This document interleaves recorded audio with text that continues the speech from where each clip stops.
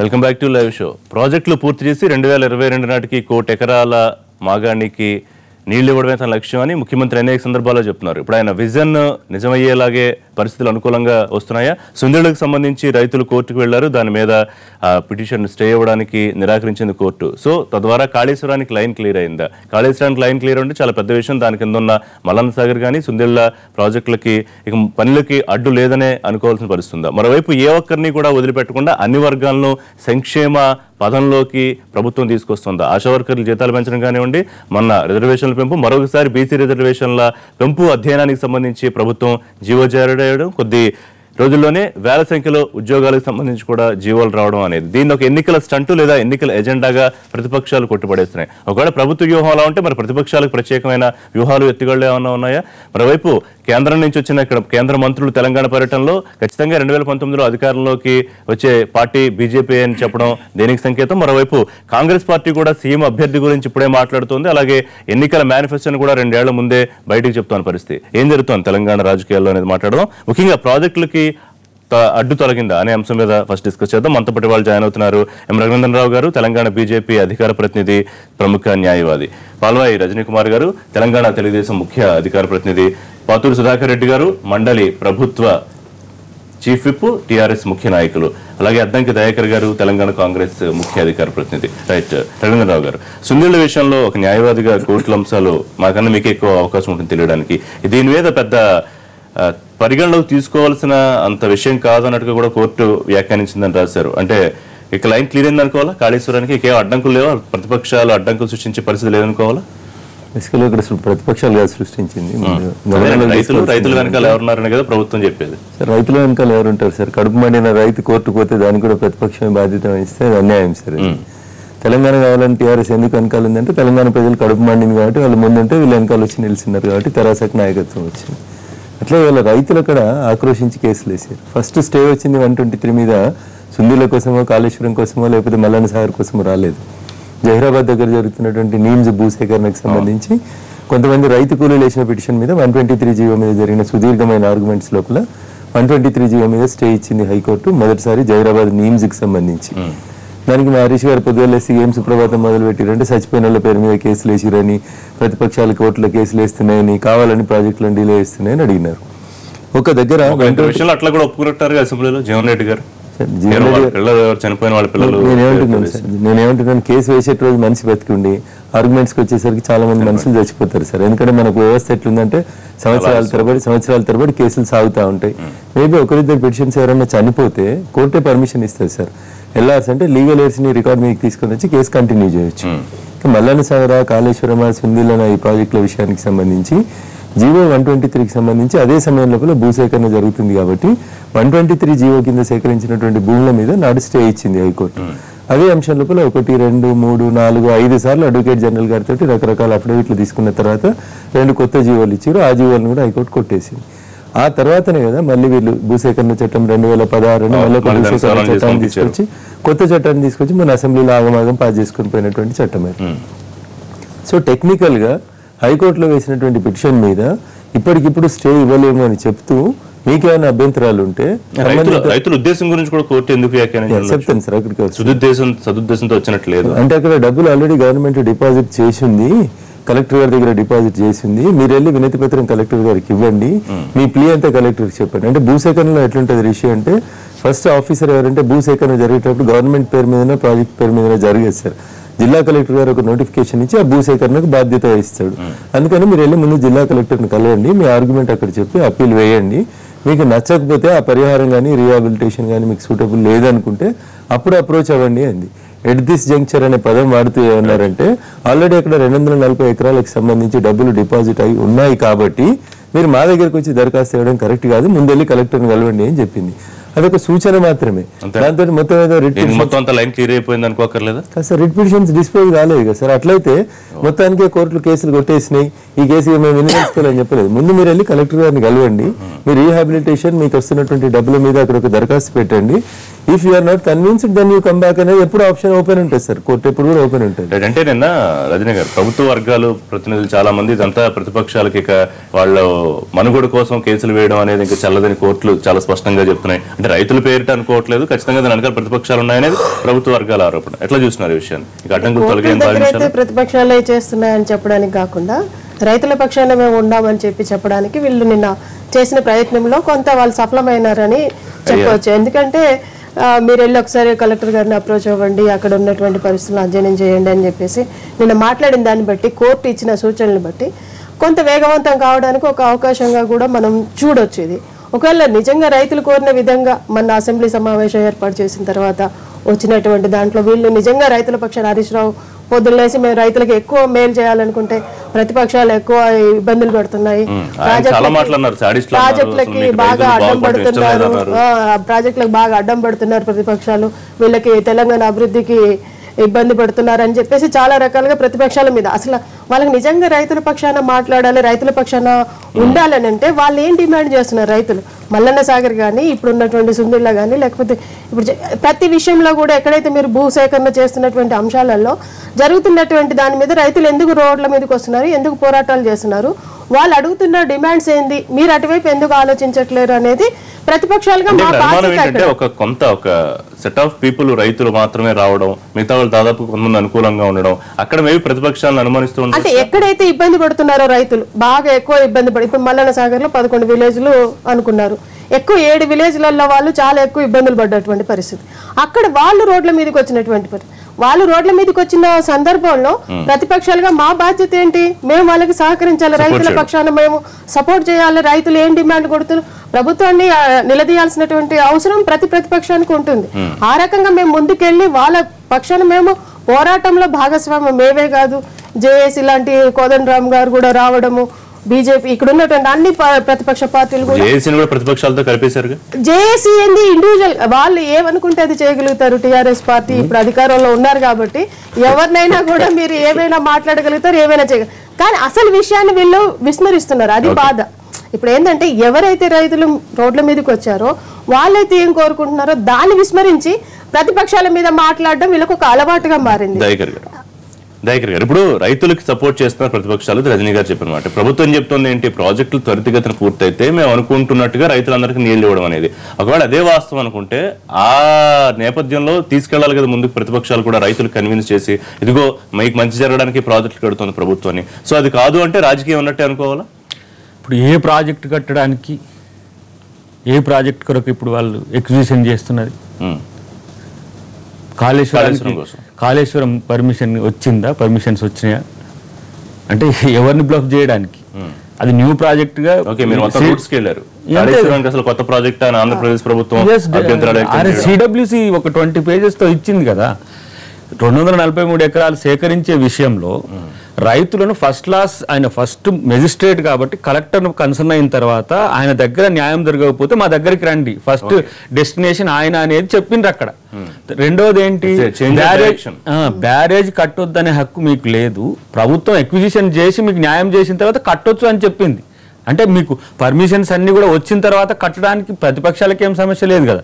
మనం సమస్య ఏంది, ల్యాండ్ ఎక్విజిషన్లో మార్కెట్ ప్రైస్ కానీ మీరు సేకరిస్తున్న విధానం కానీ. ఇక్కడ 2017 చట్టం 16 చట్టానికి సవరణలు చేసి ఇమీడియట్గా పోయి గోలివాడ మీద పడ్డారు. ఇది ఏం సంస్కృతి? పోలీసులను పెట్టి కలెక్టర్ని ట్రాన్స్ఫర్ చేసి రామేదో జేఏసీకి విపక్షాలకు సహకరిస్తుంది అన్నట్టు. ఇప్పుడు ఈ ప్రాజెక్టుకు కాళేశ్వరానికి అనుమతి వచ్చిందని చెప్పాలనే ప్రయత్నం చేస్తుందా ప్రభుత్వం? ఇదంతా కూడా ఒక ఏమంటారు అవగాహన లేని కామెంట్. వాళ్ళ మాటలు చూసినా, కార్యకర్తల మాటలు చూసినా రైతులు గతంలో ఇదే హరీష్ రావు, మనం చాలా సీరియస్ గా మాట్లాడినాం. రైతులు చనిపోతే వాళ్ళ పేర్ల మీద వేసిందంటే రిట్టి వేసిన తర్వాత చనిపోయిన వివరాలు నా దగ్గర ఉన్నాయి మల్లన్న సాగర్ లో. అంటే చనిపోయిన వాళ్ళు కూడా ఆందోళనతో చనిపోయిన పరిస్థితి ఉన్నది. చాలా అంశాలు చెప్పుకోవచ్చు. కానీ ఇప్పుడు మీరు చేస్తున్న మీరు ప్రచారం ఏంటి? సుందిల్లకు మీకు కట్టడానికి అనుమతి ఉందని చెప్పాలని ప్రయత్నం చేస్తుండ్రా? సుందిల్లా కాళేశ్వరంలో భాగమా, ప్రాణహిత చేవెళ్లలో భాగమా? మొన్న సిడబ్ల్యూసీ అడిగింది, ప్రాణహిత చేవెళ్లే ప్రాజెక్ట్ అయితే అంబేద్కర్ గారి పేరు ఎందుకు తీసేసిందని కూడా స్పష్టంగా అడిగింది. ఒకవేళ ఇది న్యూ ప్రాజెక్ట్ అయితే మళ్ళీ అన్ని ఆల్టర్స్ అయితే కింద ఆంధ్రప్రదేశ్ కన్సిడరేషన్ వస్తుంది. తర్వాత ఎత్తిపోతలకు సంబంధించి కూడా చాలా అంశాలు కోట్ చేసింది.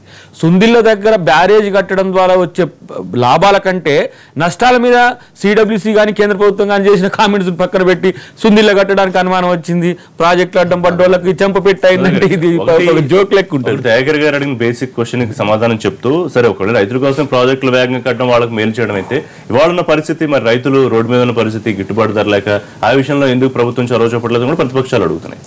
మేమైతే నీళ్లు, నిధులు, నియామకం అంటే మాకు ప్రధానమైనటువంటిది నీళ్లు రావాలి, 1 కోటి ఎకరాల మాగానికి కావాలని. దానికి అనుగుణంగానే ప్రాజెక్టులు రీడిజైన్ చేస్తున్నాం. రీడిజైన్ చేస్తుంటే కాళేశ్వరం, సుందిల్ల ఇవన్నీ కూడా రిజర్వాయర్లు నిర్మాణం జరుగుతుంది. నిర్మాణం రాజక్క మాట్లాడినా, రఘునందన్ మాట్లాడినా, దయాకర్ మాట్లాడినా కాళేశ్వరం పోయేస్తే తెలుస్తుంది ప్రాజెక్ట్ ఎట్లా. రోజు పోతే ప్రాజెక్టు నిర్మాణం జరుగుతుంది. మొత్తం సుందిల్ల రిజర్వాయర్ ప్రారంభిస్తాను. ఇదే పర్మిషన్ వచ్చిందని చెప్తున్నా, వచ్చిందా లేదా అనేటువంటిది కాదు కదా. మీరు ఏ ప్రాజెక్ట్ ఇష్టం వచ్చినట్టు నేను అనేది, మీరు కూడా నిర్మాణం చేసిన మీకు ప్రాజెక్ట్ కాళేశ్వరం ప్రాజెక్ట్ నువ్వు ఇన్ని ప్రాజెక్టులు చేసినావు అనేటువంటి ఒక మాట చెప్తున్నావు. ఇలా ఆంధ్రప్రదేశ్ లో గాని ఇతర రాష్ట్రాల్లో గాని ఎక్కడైనా మొత్తం పర్మిషన్లు వచ్చిన తర్వాత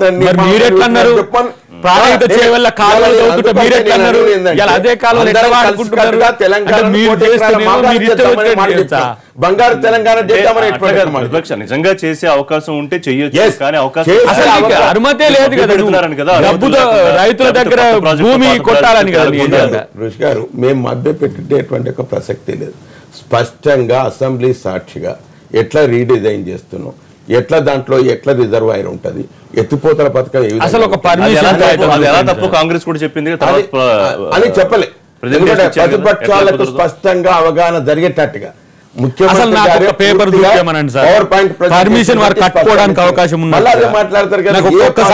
కాళేశ్వరానికి కేంద్ర అనుమతి కానీ పర్యావరణ అనుమతి కానీ మా రాజక్క మాట ప్రతిపక్షాలంటే ఇదే రాజకీయాలు ఇదొక్కటి చెప్పు. ప్రతిపక్షాలంటే వ్యతిరేకమేనా? కాబట్టి నేను అనేది ఏంటంటే ప్రతిపక్షాలు కూడా సహకరించాలి. అందరం కలిసికట్టుగానే దీన్ని బంగారు టెక్నికల్ అంశాలు దాటవేస్తున్నారు. ఇప్పుడు మౌలికంగానే చెప్తున్నా, ఎందుకంటే ఏ ప్రాజెక్టు కూడా అనుమతులు వచ్చిన తర్వాత నిర్మాణం జరగదు. అనుమతి లేదు కదా. ప్రాజెక్టు మనం ప్రతిపాదనకు అనుగుణంగా వాళ్ళు గ్రీన్ ట్రిబ్యునల్ ఉంటది, ఇంకా ఇతరత్ర ఉండేటువంటి ఒక్కొక్క అనుమతి కూడా వస్తా ఉంటది. ఒక్కొక్క అనుమతి వచ్చింది, గ్రీన్ ట్రిబ్యునల్ అనుమతి వచ్చింది. అనుమతులు వచ్చిన తర్వాత కేంద్రం అడిగింది కాళేశ్వరం కొత్త ప్రాజెక్ట్ తెలంగాణ రాష్ట్రంలో ఉండేటువంటి రైతాంగానికి లాభం చేకూర్చాలనేటువంటి సత్సంకల్పంతో మీరే అంటారు, మీరు ఒప్పుకున్నారు, మీ జీవన్ రెడ్డి గారే ఒప్పుకున్నారు. పిటిషన్ వేసినటువంటి డీటెయిల్స్ చెప్పమంటే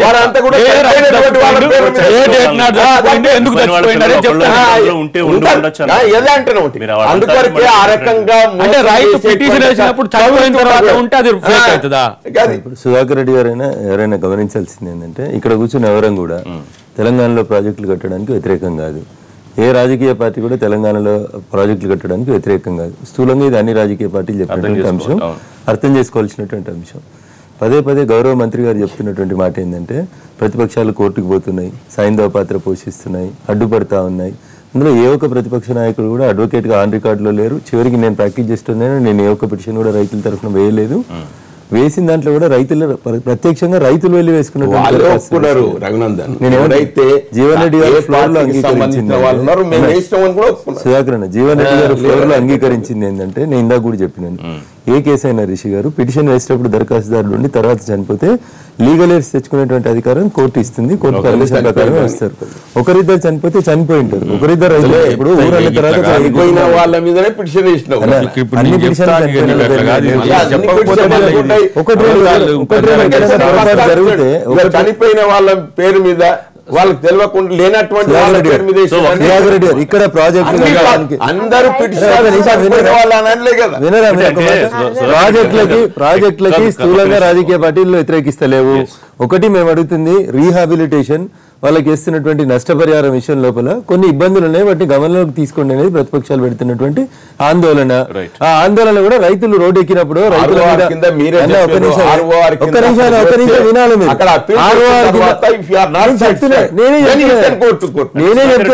నేనే చెప్తున్నా ఇప్పుడు కోర్టు రిషి గారు ఒక మాట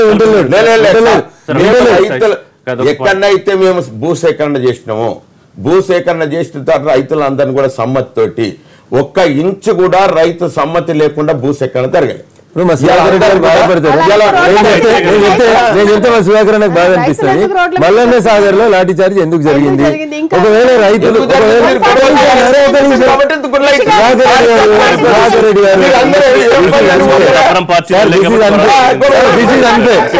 వాస్తవాలు చెప్పని మల్లన్న సాగర్ కింద ఉన్న ఊర్లలో వేములగట్ట అనేటువంటి గ్రామంలో ఉన్నటువంటి ఏ ఒక్క రైతునని ఇప్పుడు లైన్ లోకి తీసుకోండి.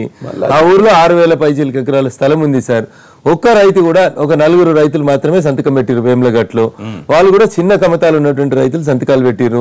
మిగతా వేములగట్ట గ్రామంలో పెద్ద కమతం ఉన్నటువంటి వాళ్ళు కూడా సంతకం పెట్టి భూసేకరణకి ఇచ్చిన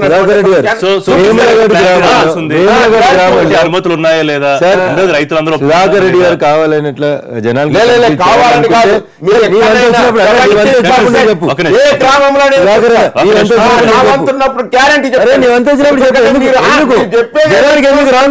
అనుకుంటున్నారు మీరు మాట చెప్తున్నావు గట్లనేనండి. సుధాకర్ రెడ్డి గారు ప్రాతినిధ్యం వహిస్తున్నటువంటి మెదక్, కరీంనగర్, ఆదిలాబాద్, నిజామాబాద్ ఎమ్మెల్సీ నుంచే మేము కూడా పోటీ చేసినాం. అందులో ఒక అసెంబ్లీ నుంచి మల్లన్న సాగర్ దాంట్లో ఒక పార్టు. అక్కడ గొడవ జరిగింది, లాఠీ చార్జ్ అయింది, కేసులు అయినాయి, రైతుల్ని తలలు పగల కొట్టిండ్రు. ఒకవేళ రైతులు వాలంటరీగా హరీష్ అన్న చెప్పినట్టు సుధాకర్ రెడ్డి గారు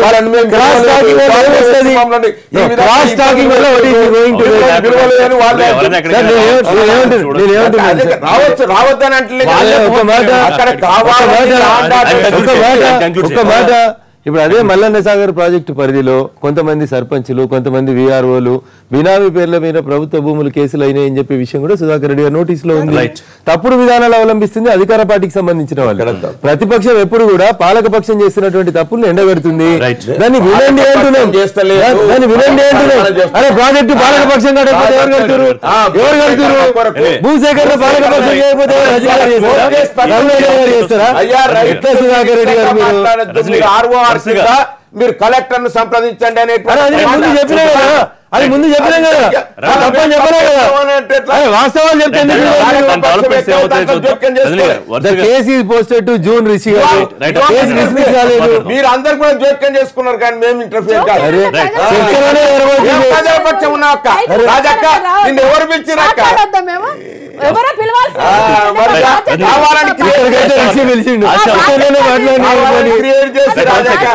ఆశా వర్కర్లకి జీతాలు పెంపు, బీసీ రిజర్వేషన్ సంబంధించి అధ్యయనానికి సంబంధించి ఒక జీవో రావడం, ఇవన్నిటిని దేనిలో భాగంగా చూస్తున్నారు మీరు? కొంతమంది ఎలక్షన్ స్టంట్ గా అప్పుడే ఎందుకు ఇప్పుడు ఎలక్షన్స్ ముందస్తు వస్తాయనేది ఒక ఇండికేషన్ అయితే సెంట్రల్ గవర్నమెంట్ నుండి వచ్చింది. అది మొన్న జరిగినటువంటి డిస్కషన్ లో కూడా కొంత 2018 లోనే రావచ్చు. తర్వాత నితి ఆయోగ్ ఒక రిపోర్ట్ ఇచ్చింది ప్రభుత్వానికి 2024 నుంచి జమిలీ పద్ధతి చేయండి అని. జరగవచ్చు. ఒకవేళ జరిగినా కూడా అలర్ట్ గా ఉండాలని అన్ని ప్రభుత్వాలు ఆలోచిస్తాయి. అదే ఆలోచనలో కేసీఆర్ గారు కూడా కొంత ఆలోచన చేస్తున్నారు. ఎందుకంటే నిన్నటి వరకే ఆశా వర్కర్లు పెద్ద ఎత్తున ఉద్యమాలు చేసి చేసినప్పుడు మీరే వాళ్ళకి జీతాలు పెంచాలని డిమాండ్ చేస్తారు. జీతాలు పెంచితే మళ్ళీ దాన్ని ఎన్నికల స్టంట్ అనడం తర్వాత విషయం. 3 సంవత్సరాలు మీరు అధికారంలోకి వచ్చి 3 సంవత్సరాల నుండి వాళ్ళు తిండి లేక తిప్పలేక రోడ్ల మీద అసలు రోడ్ల మీద రోజు నిత్యం చేస్తుంటే కూడా ఆ రోజు మీరు స్పందించలేదే 3 సంవత్సరాలలో అదే వర్కర్స్ ని. ఈ రోజు మీరు స్పందించారంటే దానికి అర్థం ఏంటి? ఎన్నికలు వస్తున్నాయి కాబట్టి మీరు అంత అలర్ట్ అయిపోయి ఏదో రకంగా చేయాలి. రిషి గారు అక్కడ మీరు గమనించండి, ఈ 6,000 కాదు వచ్చే బడ్జెట్ లో ఇంకా ఎక్కువ పెంచుతాము అని అన్ని రకంగా మాట్లాడుతున్నారంటే వీళ్ళు గ్రౌండ్ రూట్ లో ఉంటారు, రూట్ లెవెల్లో ఉండే ఆశా వర్కర్లు కాబట్టి ప్రతి ఇంటికి వెళ్తారు. ముఖ్యంగా మహిళలతో ఎక్కువ మమేకమైనటువంటి ఎక్కువ ఉపయోగించుకోవడానికి డైరెక్ట్ ఇండైరెక్ట్ గా అదే చేశారు. సరే ఏదేమైనా వాళ్ళకి 6,000 రూపాయలు ఇచ్చినందుకు మాత్రం ప్రభుత్వాన్ని మేము అభినందిస్తున్నాం. 10,000 ఇచ్చినా కూడా తప్పులేదు వాళ్ళు చేసినటువంటి వర్క్. మినిమం వేజ్ అనేది ఒకటి ఉంది సార్. మినిమం వేజ్ కింద 6,000 అయింది సార్. 7,500 మినిమం వేజ్ కార్మిక చట్టాల ప్రకారం. అది ఆయన నెక్స్ట్ బడ్జెట్ లో చేస్తామని చెప్పేసి మాట్లాడుతున్నారు. ఇవన్నిటిని మేము స్వాగతిస్తున్నాం. ఇంకా ఒకటి ఇక్కడ మీరు గమనించాల్సింది, సరే ఎవరైతే అడుగుతున్నారో వాళ్ళకి మీరు ఎన్నికల ముందు తీసుకొస్తున్నారు, మాట్లాడుతున్నారు, బానే ఉంది. ఈ రోజు వరకు కూడా విద్యార్థులు పెద్ద ఎత్తున ఆందోళనలో ఉన్నారు. మీరన్న 1,00,000 ఉద్యోగాలే వద్దు, ఇంక వేరే అక్కర్లేదు. 1,00,000 ఉద్యోగాలే పెట్టుకోండి, వేరే అడగను కూడా అడగం మేము. ఆ 1,00,000 ఉద్యోగాలలో ఎన్ని ఉద్యోగాలు ఇప్పటి వరకు మీరు రిక్రూట్ చేశారు అంటే వాళ్ళు వెళ్ళి జాబులు చేస్తున్నారు. ఎందుకంటే పెద్ద ఎత్తున విద్యార్థుల ఆందోళనతోనే ఉద్యమము మొదలైంది కూడా అక్కడి నుండే. మనం మాట్లాడుకుంటే ఇక్కడ ఉన్నటువంటి దయాకర్ గారు, రఘునందన్ మేమందరం కూడా ఎందుకంటే ఎక్కువ ఆంధ్ర వాళ్ళు ఉద్యోగాలు తీసుకెళ్తున్నారని, మన ఉద్యోగాలు బాగా పోతున్నాయని మేము కూడా సఫరర్స్ గా ఉన్నటువంటి సందర్భంలో అదే ఒక్క పెద్ద ఎత్తున ఉద్యమానికి నాంది పడింది ఉస్మానియా యూనివర్సిటీ, కాకతీయ యూనివర్సిటీ. అటువంటి వ్యవస్థలలో ఈ రోజు పెద్ద ఎత్తున కేసీఆర్ గారు మాట్లాడలేని దుస్థితిలో ఉన్నారంటే కారణం ఏంటంటే విద్యార్థుల యొక్క మరి ఎందుకు మీరు ఆ విషయాన్ని మీరు ఎందుకు అర్థం చేసుకోలేకపోతున్నారు అనేది ప్రధానమైనటువంటి అంశం. దయచేసి ఇక్కడ ఉన్నటువంటి సుధాకర్ రెడ్డి గారు చెప్తారో, కేసీఆర్ గారికి మీడియా ద్వారా వింటారో, విద్యార్థులకు మాత్రం మీరు సరైన న్యాయం, రైతులకు సరైన న్యాయం చేయాలనేది మా డిమాండ్. అది అంటే ఏవైతే నిరసన చెప్పిన వర్గాలు ఉన్నాయో వాటిని సంతృప్తిపరచడానికి ఒక ప్రయత్నంగా ఇప్పటికి 3 సంవత్సరాల నుంచి వాళ్ళకి అమలు కావాలి. వాస్తవంగా 10,000 దానికి రావాల్సిన అవసరం ఉండే. ఆ రోజు ఇది కేంద్ర ప్రభుత్వానికి, ఆశ మాకేం సంబంధం అని తప్పించుకున్న పరిస్థితి మనం చూసినాం. అయితే ఎక్కడెక్కడి నుంచి అయితే వ్యతిరేకత వస్తుంది, ఇప్పుడు రైతుల నుంచి వ్యతిరేకత వస్తున్నప్పుడు 4,000 వచ్చే సంవత్సరం నుంచి వచ్చే 4,000 ప్రచారం చేసుకున్నట్టుగా ఇప్పుడు ఇది కూడా ఆశా వర్కర్లకు కూడా. ఆశా వర్కర్లకు సంబంధించి ఇదే ముఖ్యమంత్రి కానీ లేదంటే మంత్రులు కానీ ఏ రకంగా మాట్లాడినరు. మా జిల్లా మంత్రి అయితే చాలా వల్గర్గా కూడా కామెంట్ చేసిన పరిస్థితి ఉన్నది. అంటే ఇప్పుడు ఒకటేసారి వీళ్ళు 6,000 ఇవ్వగానే అబ్బా ఇక మాకు మంచి జరిగిందని చెప్పి అనుకునే పరిస్థితుల్లో కూడా వాళ్ళు లేరు. క్షేత్రస్థాయిలో పనిచేసే వాళ్లకు 6,000 కదా, ఆ రోజు మేము డిమాండ్ చేసి 7,500 నుంచి 9,000 వరకు ఇవ్వాల్సిన అవసరం ఉంటుంది. కాబట్టి ఇప్పుడు ఈ కేసీఆర్ కిట్ ఇవన్నీ వచ్చినాయి కూడా, అవన్నీ కూడా వాళ్ళు కిందికి తీసుకుపోయే పరిస్థితి లేదు. ఎందుకంటే వాళ్ళ జీతాలు 2,000, 3,000 ఉన్నాయి కాబట్టి అప్పుడున్న అవసరాలకు అనుకూలంగా పెట్టిన వాటిని పెంచమని వాళ్ళు కోరింది. సో సంబంధం లేదు. ఆశా వర్కర్ జీతాలతో పాటు ప్రభుత్వం చేస్తున్న సంక్షేమ పథకాలను కూడా ఆశా వర్కర్స్ ద్వారా గ్రౌండ్ కి తీసుకెళ్లాలని ఆలోచన వాళ్ళు అక్కడ సహకరించారు కదా. ఆ స్థితి ఉన్నది కాబట్టి ఇప్పుడు అది గమనంలోకి తీసుకునే ఈ మధ్యన ఒక కొంచెం భూమార్గం పట్టిన పరిస్థితి మనం చూస్తున్నాం. ప్రభుత్వం ఏదో ఆకాశ మార్గాన్ని నుంచి చాలా అద్భుతాలు సృష్టిస్తామని చెప్పి పరిపాలనకు వచ్చిన ప్రతి ఒక్కరికి అట్లనే ఆశలు ఉంటాయి. కాకపోతే అవగాహన పెంచుకుంటే మరింత మంచిది.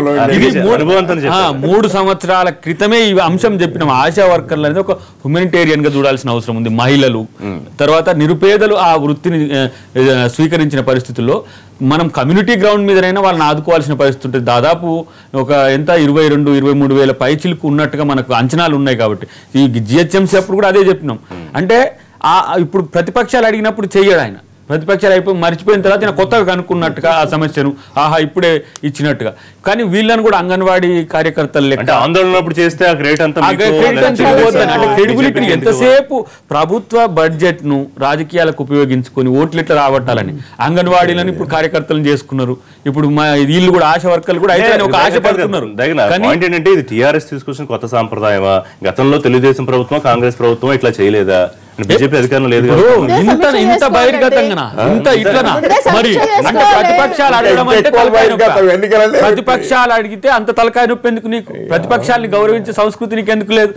నువ్వు తెలంగాణ అడిగినావు, మేము ఇయ్యము అని పక్కన పెట్టేస్తే ఎట్లా ఉంటుండే? మీరు తెలంగాణ అడిగితే ఇయ్యమని మేము గిట్లనే పెట్టుకుంటాం. తెలంగాణ వచ్చినట్టయితే అన్ని వర్గాలకు న్యాయం జరుగుతుంది. ఓకే, అందరికీ వారి వారి జీతభత్యాలు పెరుగుతాయి అనేటువంటి ఒక నమ్మకం కలిగేసేటట్టుగా మేము ఉద్యోగస్తుల విషయంలో 43% ఉద్యమంలో ఈ మాట చెప్పారు. 1 year రాష్ట్ర ప్రభుత్వం రాగానే ఫస్ట్ ప్రభుత్వ ఉద్యోగులకందరికీ కూడా బెనిఫిట్ ఏదైతున్నదో 43% ఇచ్చి ఫిక్సేషన్ చేసినాం. అదేవిధంగా ఆర్టీసీ కార్మికులకు కూడా 44%. ఎవరిచ్చిండ్ర ఏరియర్స్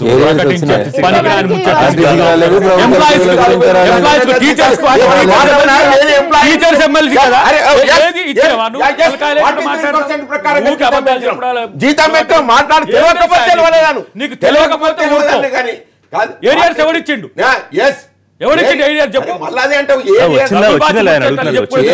విషయంలో మేము స్పష్టం గతంలో ఏ ప్రభుత్వం చేయనటువంటి రీతిగా ఏనాటి నుంచి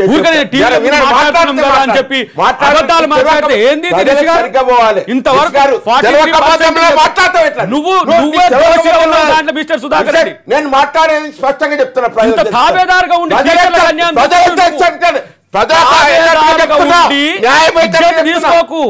చీఫ్ విప్ గా ఉన్నావు మళ్ళా మాట్లాడదు ఎందుకు చెప్తా కదా చెప్పండి ఈ 2 సంవత్సరాల నుంచి ఎందుకే లేదు చెప్పండి. మీరు ప్రశ్న అడిగారు ఇప్పుడు ఆయన బాధ్యుడు మాట్లాడుతావు ఆయన నీకు జీతాలు ఇచ్చి బుగ్గ కార్యాలే సరిపోయినది తీసేస్తే అదే వచ్చినాయి.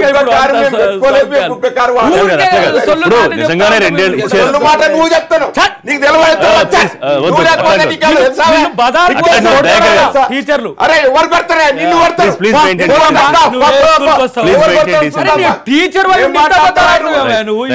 టీచర్ ఫిక్సేషన్ తొక్క మంత్రి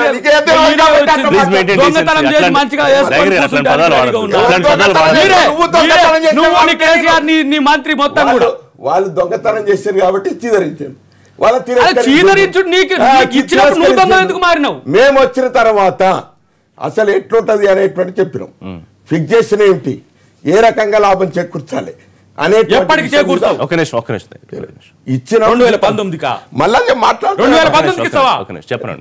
జీతం పెంచడం, జీతం పొందుతూ వస్తుండ్రు. ఏవైతే బకాయిలు ఉన్నాయో బకాయిలు అనేటివి గతంలో సంప్రదాయం లేదు. ఎప్పుడైతే ప్రకటించినామో అప్పటి నుంచే చెల్లిస్తూ వచ్చాను. కానీ తెలంగాణ ముఖ్యమంత్రి కాబట్టి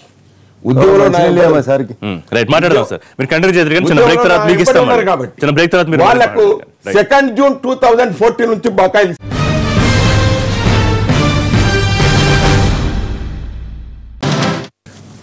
welcome back to live show. Sudhakar Reddy గారు, మీరు జీతాల విషయంలో దయాకర్ గారు చెప్పినట్టుగా జీతాలు పెంచినాం. బకాయిలు ఏవైతున్నాయో 2 జూన్ 2014 నుంచి ఫిబ్రవరి 2015 వరకు 9 నెలల బకాయిలు ఏవైతున్నాయో, ఎందుకంటే గతంలో బకాయిలు ఇచ్చేటువంటి ఆనవాయితీ లేదు. ఫస్ట్ టైం ముఖ్యమంత్రి కేసీఆర్ గారే తెలంగాణ రాష్ట్రం వచ్చింది కాబట్టి ఉద్యమంలో అందరం కూడా భాగస్వాములు అయినాం. ఇది స్నేహపూర్వకమైనటువంటి గవర్నమెంట్ కాబట్టి బకాయిలు ఇచ్చేటువంటి ఆనవాయితీ పెట్టారు. రైట్. కాబట్టి అది కూడా త్వరలో ఇస్తున్నాం. ఇవాళనే జీవో ఉత్తర్వు జారీ చేసినాం. ఎవరైతే దోజ్ హు రిటైర్డ్ 2014 నుంచి 2015 మధ్య 9 నెలల్లో రిటైర్డ్ అయిన వాళ్ళకు గ్రాట్యుటీ అంటే 12 లక్షల గ్రాట్యుటీ ఇచ్చే ఉత్తర్వు కూడా ఇలా జారీ చేసినాం. కాబట్టి ఎక్కడ కూడా ఆర్థికంగా వెసులుబాటు వస్తే తప్పకుండా రాష్ట్ర ప్రభుత్వం వారికి ఇవ్వాలనే ఉన్నది. బీజేపీ తెలంగాణలో పాగా వేసే అంశం గురించి మాట్లాడే ముందు రఘునందన్ గారు, బీసీ రిజర్వేషన్లకు సంబంధించి అధ్యయనం మీద నిన్న జీవో రిలీజ్ చేస్తారు. దాని మీద బ్రీఫ్ గా మీ కామెంట్. సార్, ఇప్పుడు వాస్తవంగా జనాభా ప్రాతిపదికన ఉన్నటువంటి రిజర్వేషన్ల విషయంలో కొంత సుదీర్ఘమైనటువంటి చర్చ చాలా కాలం నుంచి జరుగుతుంది. జనాభాలో 52 నుంచి 56% ఉన్నటువంటి బీసీలలో ఒక రకమైనటువంటి అన్రెస్ట్ వస్తూ ఉంది. ఒక్కొక్క రాష్ట్రంలో 1% రిజర్వేషన్స్ వారికి ఉండడం వల్ల ఆ కులాలలో కొంత అసంతృప్తి అయితే నెలకొన్నమాట వాస్తవం. అందుకని చెప్పి ఒక్కొక్క రాష్ట్రం అమలు చేస్తున్నటువంటి ఒక్కొక్క రిజర్వేషన్ల మీద కేంద్ర ప్రభుత్వమే ఒక బీసీ కమిషన్ అంటూ ఏర్పాటు చేసి దానికి ఒక రాజ్యాంగ పద్ధతి ఇవ్వాలని గతంలో కాంగ్రెస్ కొంత ప్రయత్నం చేసింది. కానీ రాజ్యాంగ హోదా కల్పించకపోవడం వల్ల కొన్ని ఇబ్బందులు వచ్చాయి. అందుకని ఇప్పుడు రాజ్యాంగ హోదా కల్పించాలని కేంద్ర ప్రభుత్వం ఒక ఆలోచన చేసిన తర్వాత రాష్ట్ర ప్రభుత్వం చేస్తున్నటువంటి దాంట్లో కేవలం బీసీల కోసం వేస్తలేదు. బీసీ కమిషన్ ఏర్పాటు చేసినామని చెప్తాడు. బీసీ కమిషన్ మైనార్టీలకు రిజర్వేషన్స్ ఇవ్వని రికమెండ్ చేస్తుంది, కానీ బీసీ కులాల గురించి ఎక్కడ కూడా కమిటీలో అంత అత్యవసరంగా రికమెండ్ చేయలేదు. ఈ పర్పస్ ఏంది? బీసీ కమిషన్ ఏర్పాటు ఏంది? వెనుకబడే కులాల మీద అధ్యయనం చేయమని వేసారు కమిషన్. మీరేం చేసారు? ముస్లింలకు 12% రిజర్వేషన్ ఇవ్వని ప్రభుత్వం ఏం రాయమంటే మీరు అదే రిపోర్ట్ రాసిస్తారు. దానికోసం వెళ్ళలేదు కమిషన్. కమిషన్లు రాజ్యాంగబద్ధంగా పనిచేయాలి, ముఖ్యమంత్రులకు అనుకూలంగా. ఇప్పుడు పెంపు అధ్యయనం అనేది వాళ్ళకి ఒక రకంగా మంచి చేయడానికి ముందడుగా అనుకోవచ్చు. సార్, నేనేమంటున్నాను సార్, బీసీ కమిషన్ వాస్తవంగా కులాల బేసిస్ గా చేయాల్సినటువంటి గణాంకాలను చేయడంలో తప్పు లేదు, చేయాల్సిందే. రాష్ట్ర ప్రభుత్వానికి స్టాటిస్టిక్స్ ఇవ్వాల్సిందే. కానీ ఆ కాన్సెప్ట్ పేరిట ఏర్పాటు చేసినటువంటి బీసీ కమిషన్ మైనార్టీలు అనేటువంటి వాళ్ళని తీసుకొచ్చి పోరాటం కాదు, అది నిలిచోదు, అది వాళ్ళకు తెలుసు. భవిష్యత్తులో కూడా అదే జరగబోతా ఉంది. రేపు ఎస్సీ ఎస్టీ కమిషన్ లాగా బీసీ కమిషన్ కు రాజ్యాంగ హోదా వచ్చిన తర్వాత ఒక కులాన్ని బీసీలలో చేర్చాలన్నా తీయాలన్నా దాంట్లోంచి దానికి అనుమతి బీసీ కమిషన్ నుంచి తీసుకోవాల్సినటువంటి పరిస్థితి వస్తుంది. కాబట్టి మీరు ఏదో తొందరపడి కలుపుకుంటూ వచ్చి రేపు బీసీ కమిషన్ కు రాజ్యాంగ హోదా వచ్చిన తర్వాత పని చేయలేం కాబట్టి ఇప్పుడే మనం ముందు చేసేద్దామని చెప్పి ముస్లింలలో కొంతమందికి లేని కులాలను తీసుకొచ్చి పెట్టి ఇస్లాంలో లేని కులాలని ఖురాన్లో లేని కులాలను తీసుకొచ్చి మనం తెగల పేరిట తీసుకొచ్చి పెట్టడం సరి అయింది కాదు. నిజంగా బీసీ అధ్యయనం జరిపి బీసీలలో ఉన్నటువంటి కులాలలో ఏముంది ఏం లేదు ఎవరికి ఎంత అన్యాయం జరుగుతుంది అనే విషయంలో ఒక స్టాటిస్టిక్స్ తీసుకోవాలనే ఆలోచన మాత్రం స్వాగతించాలి. వారు అన్నట్టు కొంత అభద్రతలో ఉన్న బీసీలకు ఇవాళ ఇది ముందడుగు మంచి పరిణామం అనుకోవచ్చా? దాదాపు 5% పెరగొచ్చా, 6% పెరగచ్చా? అంటే ఇప్పుడు మైనార్టీలకు రిజర్వేషన్స్ కల్పించాలని వాళ్ళు మేనిఫెస్టోలో పెట్టిన ప్రకారం చేయాలని ముందడుగేశారు. అది కొంత మనం ఆలోచించాలి. ఎందుకంటే అకార్డింగ్ పాపులేషన్ రిజర్వేషన్ ఎంత ఇవ్వాలనేది ఉంటుంది యూజువల్గా. అయితే వాళ్ళు మన తెలంగాణలో చూసుకున్నప్పుడు 11.1% ముస్లిం పాపులేషన్ ఉంది. 11.1% ముస్లిం పాపులేషన్ ఉన్న చోట వీళ్ళు 12% ఇస్తున్నారు. అంటే మోర్ దాన్ ఇస్తున్నట్లు ఉంది, 100% కంటే ఎక్కువ కూడా. ఇక్కడ మనం ఆలోచించాల్సింది ఏంటంటే 56 అరౌండ్ అట్లా ఉన్నటువంటి బీసీ పాపులేషన్లో ఈ రోజు మనం ఇస్తున్న పర్సెంటేజ్ ఎంత, వాళ్ళకి ఇస్తున్నటువంటి ఎంత ఇస్తుంటాం అంటే ఇంకా ఎంత ఇవ్వలేకపోతున్నాము. ఇది ఒక వీళ్ళు నిజంగా ఇది కనుక వీళ్ళు పరిగణలోనికి తీసుకుని ఈ బీసీ కమిషన్ వేసిన తర్వాత ముస్లిం రిజర్వేషన్ మీరు అనౌన్స్ చేసి ఉంటే వేరుండేది. మీరు ముందే ముస్లిం రిజర్వేషన్ అనౌన్స్ చేసి ఇప్పుడు బీసీ కమిషన్ ద్వారా వచ్చేటువంటి ఫలాలని బీసీలకు అందజేస్తాము. మోస్ట్ బ్యాక్వర్డ్ బీసీలు ఉన్నారండి చాలా మంది, సంచార జాతులు, వాటికి కూడా కార్పొరేషన్ పెట్టి దానికి ఒకటి చేశారు.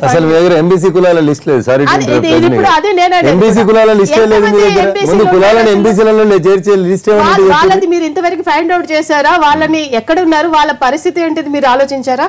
ఇవన్నీ చేసిన తర్వాత, ఈ అధ్యయనం చేసిన తర్వాతనే మీరు మైనార్టీస్లకి ఇవ్వాల్సిన రిజర్వేషన్ గురించి మాట్లాడి ఉంటే అర్థం.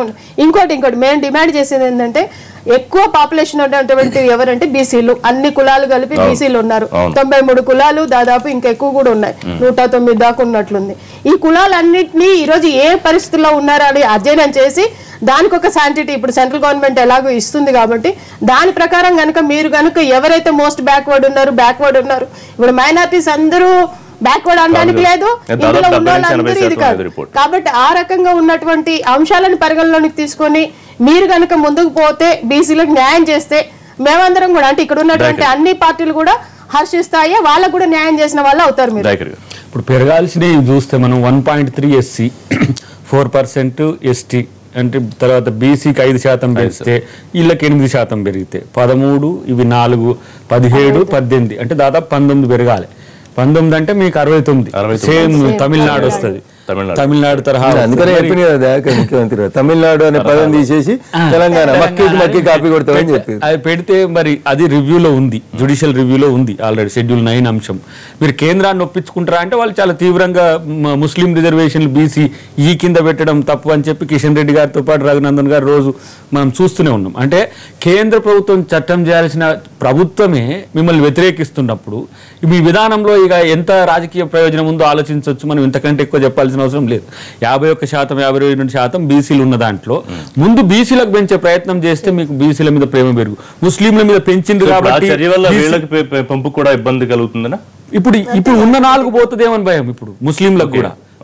ఉన్న ముస్లింలకు కూడా 4% గతం నుంచి అనుభవిస్తున్న పరిస్థితి ఉన్నది. సుప్రీంకోర్టు తుది తీర్పును అనుసరించి ఎప్పుడైతే దాన్ని బట్టి మీరు ఇంప్లిమెంట్ చేసుకుంటామని అప్పుడు కాంగ్రెస్ పార్టీ అన్నది. అది విద్యా ఉద్యోగ ఉపాధి అవకాశాలు వాళ్ళకి కొనసాగుతున్నది. ఎప్పుడైనా సుప్రీంకోర్టు ఇది ముస్లిం రిజర్వేషన్లు బీసీఈలో ఇవ్వడం అనేది తప్పు అంటే అది కూడా కొట్టివేతకు గురి అవుతుంది.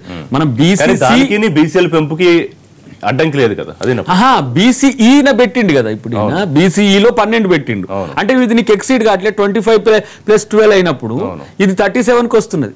వాళ్ళకి మాక్సిమం ఇవ్వాల్సింది 37 ఏది బీసీ కోటాలో. ఇప్పటికే ఇది క్రాస్ అయింది. మీరు 5 పెంచితే ఇప్పుడు 40 బీసీలకే 42 వస్తుంది.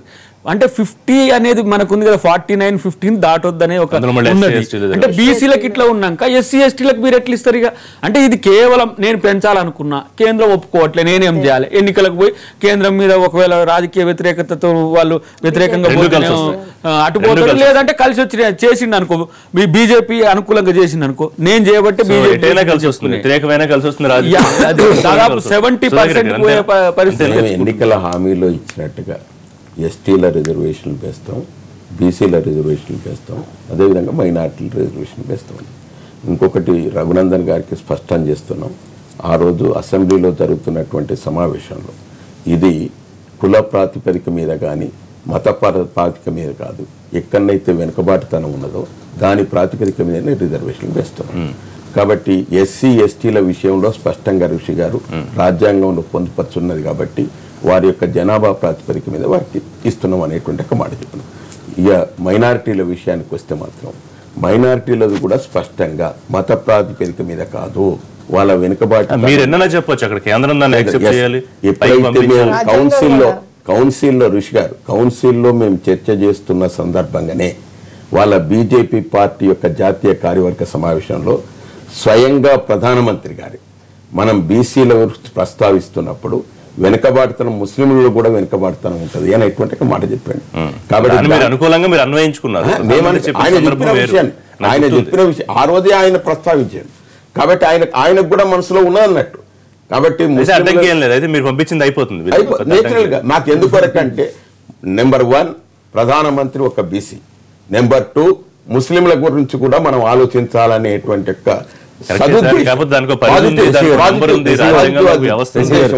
కాబట్టి వీటన్నిటి దృష్ట్యా తప్పకుండా మేము పంపించినటువంటి ప్రపోజల్ ఏదైతున్నదో అది కేంద్ర ప్రభుత్వం ఆమోదం పొందుతుంది. మేము ఎన్నికల హామీ ఏది ఇచ్చినామో ఆ హామీ కనుగొని పొందిన రాజకీయంగా అనుకూలంగా ఉంటుంది, పొందకపోయినా మేము పొందేదాకా కూడా పోరాటం చేస్తాం. భారతీయ జనతా పార్టీ రాష్ట్ర కార్యవర్గ సమావేశాలకు గానీ జాతీయ కార్యవర్గ సమావేశాలకు గానీ కేవలం ఫోటో తీసుకుని పోయేంత వరకు మాత్రమే మీడియాకు అనుమతి ఉంటుంది. మీడియాలో ఒక వార్త వచ్చి ఆ వార్త ఏదో మాకు అనుకూలంగా వచ్చిందని వారు చెప్పదలుచుకుంటే దానికి నేను చెప్పదలుచుకుంటాను స్పష్టంగా నేను చెప్తాను. నరేంద్ర మోడీ గారి స్టేట్మెంట్ అని ఎవరు రాయలేదు. ఒకటి. రెండోది, చర్చ జరుగుతున్నటువంటి సందర్భంలో కొన్ని అంశాలు చర్చకు వచ్చినాయి. అందులో ట్రిపుల్ తలాక్ సంబంధించిన ఒక అంశం చర్చకు వచ్చినప్పుడు ముస్లింల ప్రస్తావన మీద చర్చ జరిగిన మాట వాస్తవము, చర్చ జరగలేదు అని మేము చెప్పట్లేదు. ముస్లింలలో వెనుకబడిన వాళ్ళు లేరు అని మేము చెప్పట్లేదు. ముస్లింలలో వెనుకబడితనం ఉందనేది భారతీయ జనతా పార్టీ కాదు, ఈ దేశంలో అన్ని పార్టీలు కూడా అంగీకరిస్తున్నటువంటి అంశం. 11% జనాభా ఉంది లేదా 11.1% జనాభా ఉందని బీసీ కమిషన్ నివేదికిస్తే మీరు 12% రిజర్వేషన్లు ఇచ్చి, అంటే 100% మందికి రిజర్వేషన్లు ఇవ్వాలన్న దగ్గరనే ముస్లింలకి మతపరమైనటువంటి రిజర్వేషన్లు అవుతున్నాయి అనేటువంటి విషయాన్ని ఆ రోజు రాజశేఖర రెడ్డి అప్పుడు అపోజ్ చేసినాం, చంద్రబాబు అప్పుడు అపోజ్ చేసినాం, ఇవాళ అపోజ్ చేస్తున్నాం. అది రేపు కోర్టులు కూడా కొట్టేస్తాయి సార్ అని చెప్తున్నాం. మీరు వచ్చి కాలు పెట్టి రఘునందన్ గమనించాలి, నరేంద్ర మోడీ గారు చెప్పారు, నరేంద్ర మోడీ గారు మతపరమైన రిజర్వేషన్లు ఇవ్వమని చెప్పరు. ఎందుకంటే భారత రాజ్యాంగంలో మళ్ళీ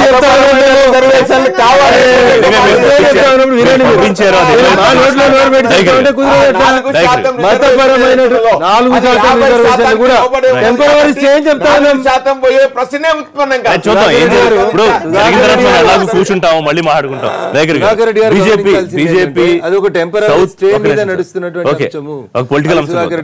బీజేపీ ముఖ్యంగా దక్షిణాదిన అన్నిటికన్నా అవకాశంగా ఉన్న రాష్ట్రంగా తెలంగాణని భావిస్తుంది. కారణం ఏంటని మీకు అనిపిస్తుంది? మరోవైపు మీరు కూడా అప్పుడే 2 ఏళ్ల ముందే మేనిఫెస్టో అంశాలు మీరు చెప్తున్నారు, ముఖ్యమంత్రి అభ్యర్థి ఎవరుంటారు కూడా చెప్తున్నారు. కాంగ్రెస్ టీఆర్ఎస్ ఇక్కడ ప్రత్యామ్నాయం. నా పాయింట్ బీజేపీ అవుతుందా కాంగ్రెస్ అవుతుందా? కాంగ్రెస్ ఇక్కడ ఉంది కాబట్టి తనకు ఆశలు ఉన్నాయి ఇక్కడ బీజేపీకి. కాకపోతే టీఆర్ఎస్ బీజేపీ కలిసి వస్తుందా కలిసి రాదా అన్న దగ్గర మాకు కొంత అనుమానాలు ఉన్నాయి. అంటే చిన్న మోడీ పెద్ద మోడీ కలిసే వస్తారనే ఆలోచన మాకు ఉంది. ఎందుకు అంటే ఇప్పుడు ఒకవేళ కనుక బీజేపీ ఇండివిజువల్ గా రావాలంటే టీఆర్ఎస్ పార్టీ అవినీతి మీద పెద్ద ఎత్తున చర్చ జరగాల్సిన అవసరం ఉంది. వాళ్ళు ఎన్నో అక్రమాలు చేస్తున్నప్పుడు బీజేపీ సీరియస్ గా దాని మీద టార్గెట్ చేయకపోతే బీజేపీని కూడా నమ్మే పరిస్థితి ఉండదు. అంటే అట్లా మోడీ గాలి దేశవ్యాప్తంగా ఉంది, మనం గట్టిగా పనిచేస్తే ఇక్కడ 50% పైగా అసెంబ్లీ సీట్లు అత్యధికంగా లోక్సభ స్థానాలు గెలుచుకుంటామని కేంద్ర పెద్దల మాట. ఇప్పుడు ఇక్కడ జరుగుతున్న అవినీతి మీద బీజేపీ మాట్లాడకుండా ఇక్కడ రాజకీయాలు చేస్తా అంటే బీజేపీకి అనుకూలత ఉండదు. టీఆర్ఎస్ ని సపోర్ట్ చేసినట్టుగానే భావిస్తాం. ఇప్పుడు 30 మంది ఎమ్మెల్యేల అక్రమ వలసలతో పాటు వేలాది కోట్ల రూపాయల అవినీతి ప్రాజెక్టుల రూపంలో జరుగుతున్న అంశాలు రేపు భవిష్యత్తు ఎవరు మోడీ గారు ఏమంటారా, రఘునందన్ గారు ఏమంటారా, లేకపోతే కిషన్ రెడ్డి గారు ఏమంటారా, ఒకసారి ఇస్తే మేము చెప్తాం. వాళ్ళు తీసుకుంటే చర్యలు తీసుకుంటే ఈ ఏంది ఓటుకు నోట్లు కానీ ఫోన్ ట్యాపింగ్ కానీ ఎందుకు కాపాడాల్సిన పరిస్థితి వీళ్ళని వచ్చిందో, ఇంత అక్రమాలు చేసి ప్రజలంతా బీజేపీకి అవకాశం ఉందా లేదా మీ కాంగ్రెస్ దృష్టిలో అట్లా ఉంది? ఇప్పుడు బీజేపీ గతంలో ఇక్కడ లేని పార్టీ కాదు, బీజేపీ రాజకీయాలు చేయని పార్టీ కాదు. టీఆర్ఎస్ రూపంలో ఇప్పుడు వచ్చిన దీన్ని మేము సీరియస్గా ఎదుర్కోవడానికి వస్తున్న క్రమంలో టీఆర్ఎస్ కు సహకరించే విధంగా బీజేపీ వస్తుందా, టీఆర్ఎస్ ను వ్యతిరేకిస్తూ బీజేపీ వస్తుందా, దాని రాజకీయాల మీద ఆధారపడి ఉంటుంది. మీ వ్యూ ఏంటండి? బీజేపీ ఎంతవరకు బలపడే అవకాశం ఉంటుంది? ఇప్పటికే ఇష్టం లేని సరిదాన్ని కలిసి ఉంటున్న తెలుగుదేశం బీజేపీలు కలిసి ఉంటాయా, విడిపోతాయా, ఏమనిపిస్తుంది? అది మళ్ళీ నేను మాట్లాడలేను ఇప్పుడైతే. లేదులే, వాళ్ళైతే ఇప్పుడు తెలుగుదేశం పార్టీతో దూరంగానే ఉంటున్నారు తెలంగాణలో.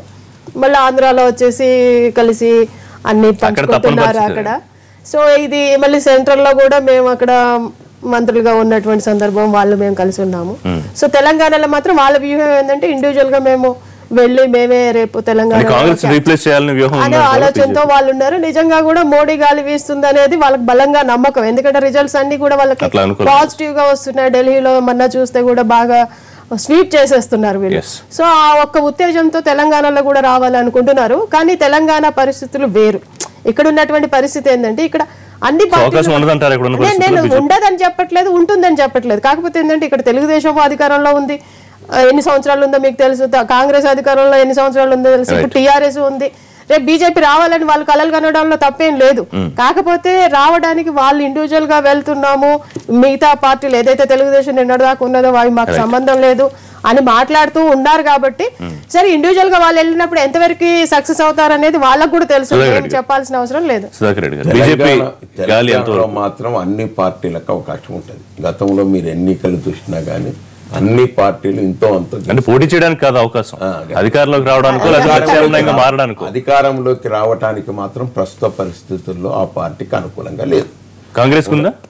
కాంగ్రెస్ మొదటి నుంచి కూడా కాంగ్రెస్ కు ఉంటది. ఇక్కడ కాంగ్రెస్ అందుకొరకే మాకు ప్రధాన ప్రతిపక్షం మా కాంగ్రెస్ అనేది. అంటే మీకు ఇప్పుడైనా మరి అడగపోయాకైనా టీఆర్ఎస్ ప్రత్యామ్నాయం కాంగ్రెస్ మాత్రమేనా? బీజేపీ అయ్యే అవకాశం కాంగ్రెస్. కాంగ్రెస్ తోనే ప్రతిపక్షంగా చూస్తలేము మేము, కేవలం మాకు కాంగ్రెస్ ప్రధాన. Very clear. కాంగ్రెస్ పార్టీ చూసిందా, సుధాకర్ రెడ్డి గారు చూసిరా, మాకు సంబంధం లేదు. కాంగ్రెస్ పార్టీ అవినీతి గురించి మాట్లాడడం వేరు, దయాకర్ అవినీతి గురించి మాట్లాడడం వేరు. అక్కడ కాంగ్రెస్ పార్టీ అవినీతి గురించి మాట్లాడితే దయ్యాలు వేదాలు వాళ్ళు ఇచ్చినట్లుంటే జనం నమ్ముతలేరు. దయాకర్ అది గమనించాల్సింది. అంటే ఇప్పుడు అవినీతి అక్కడ చేసిన పార్టీ నేను కాదు ఆ చర్చలు ఏమైనా దయాకర్ కాబట్టి సోదరు. కాంగ్రెస్ పార్టీకి అవినీతి గురించి ఒక నిమిషం సార్, ఒక నిమిషం. టీఆర్ఎస్ అవినీతి మీద బీజేపీ మాట్లాడుతుందా లేదా అని కదా ఆయన అడిగింది. నేనేమంటున్నాను సార్, మీరిద్దరు అనుకోండి. ఇప్పుడు దయాకర్ ఏమన్నాడు, బీజేపీ టీఆర్ఎస్ బీజేపీ మిత్రపక్షం అవుతుందని దయాకర్ అనుమానం వచ్చింది. సుధాకర్ రెడ్డి సార్ ఏమంటాడు, మేము కాంగ్రెస్ ములాఖత్ రాజకీయం చేసుకుంటాం. అరే ఎల్పీ లీడర్ ఎవరు ఉండాలి, దించాలి, పిసిసి ప్రెసిడెంట్ ఎవరు ఉండాలి, చేయాలి. ములాఖత్ రాజకీయం గవర్నమెంట్ నడిపిస్తుంది. ఎల్పీ లీడర్ అసెంబ్లీలో లేచి పెద్దలు కేసీఆర్ గొప్ప, 5 రూపాయల భోజనం గొప్ప. ఆగాలి సుధాకర్ రెడ్డి గారు, ఆగాలి. వాళ్ళు ములాఖత్ రాజకీయం చేసుకుంటారు. ఈ రాష్ట్రంలో ముఖ్యమంత్రి రిషి గారిని ఒక మాట చెప్తాను వినండి. అవసరార్థం, ప్రజలకు అవసరం కాబట్టి ముఖ్యమంత్రి గారు సమర్థించారు. అది అక్కడ ప్రజలకు అవసరం కోసం మాట్లాడారు తప్పితే బీజేపీతో ఆయనకు ములాఖత్ ఏం అవసరం ఉంటది? ఆయన రాష్ట్ర ప్రభుత్వం ఆయన నడుపుకుంటున్నాడు, కేంద్రం మేము నడుపుకుంటున్నాం. మేము చాలా స్పష్టంగా చెప్తా ఉన్నాం. గతంలో తెలుగుదేశాన్ని చూసిర్రు, కాంగ్రెస్ ని చూసిండ్రు, కొత్త వచ్చి మేమే ఉద్ధరిస్తామన్న టీఆర్ఎస్ ని చూసారు. బీజేపీ సార్ వీళ్ళతోటి ఏం కాలేదు. పొద్దుగాలైతే కేంద్రాన్ని తిట్టాలి, ఆఖరికి మిరపకాయలకు పైసలు ఇచ్చాలన్నా కేంద్రాన్ని తిట్టాలి. సుధాకర్ రెడ్డి గారు ప్లీజ్, సుధాకర్ రెడ్డి గారు ప్లీజ్, సుధాకర్ రెడ్డి గారు ప్లీజ్. అంతకు మించి వాళ్ళతో ఏం చేతనైతే లేదు. కాబట్టి మేము ప్రజలకు ఏం చెప్పదలుచుకున్నాం అంటే, ఈ ముగ్గురిని చూసిరు కదా, కేంద్రంలో మేమే ఉంటామనేటువంటి విశ్వాసం ప్రజలకు ఉంది. కాబట్టి 4వసారి మాకు అవకాశం ఇచ్చి చూడండి. కేంద్రంలో రాష్ట్రంలో మేము అధికారంలోకి వస్తే ఈ రాష్ట్ర రూపురేఖల్ని మార్చడానికి మాకు అవకాశం ఉంటుంది, వీలుంటుంది. కొత్తగా వచ్చిన రాష్ట్రం కాబట్టి అవగాహన లేకుండా తీసుకొస్తున్నటువంటి అనేక చట్టాలు ఈ రాష్ట్ర ప్రభుత్వానికి చుక్కెదురవుతున్నాయి. కాబట్టి ఒక్కసారి మాకు అవకాశం ఇస్తే మేము గుజరాత్ లో ఎట్లా పరిపాలించినాం, మధ్యప్రదేశ్ లో ఎట్లా చేస్తా ఉన్నాం, రాజస్థాన్ లో ఎట్లా చేస్తా ఉన్నాం, ఒక్కసారి ప్రజలకు అవగతం అవుతాయి. అందుకనే గుజరాత్ పోయి మంచి నీళ్ళు కాపీ కొట్టారు, అందుకనే గుజరాత్ పోయి మంచి నీళ్ళు కాపీ కొట్టారు. గుజరాత్ కు మంచినీళ్ళు కాపీ కొట్టారు సుధాకర్ రెడ్డి గారు. Correct. మీరు చెప్పిన మిషన్ భగీరథ సుధాకర్ రెడ్డి గారు మీరు చెప్పిన మిషన్ భగీరథ మీ మంత్రి గుజరాత్ కు తెచ్చుకొని వచ్చిండు. మిషన్ భగీరథ గుజరాత్ లో ఇంప్లిమెంట్ అయితే సుధాకర్ రెడ్డి గారు అవినీతి చేసినాడు ఎవరైనా ఉరి శిక్షను అనుభవించాల్సిందే ఈ దేశంలో. అది కాంగ్రెస్ అయినా టీఆర్ఎస్ అయినా గుర్తుపెట్టుకో. Right, thank you very much thank you Rajani. ఏ పార్టీ అయినా అంతే చెప్పినాడు సుధాకర్ రెడ్డి గారు. థ్యాంక్ యూ రేపటి లైవ్ షోలో మళ్ళీ కలుద్దాం. Keep watching.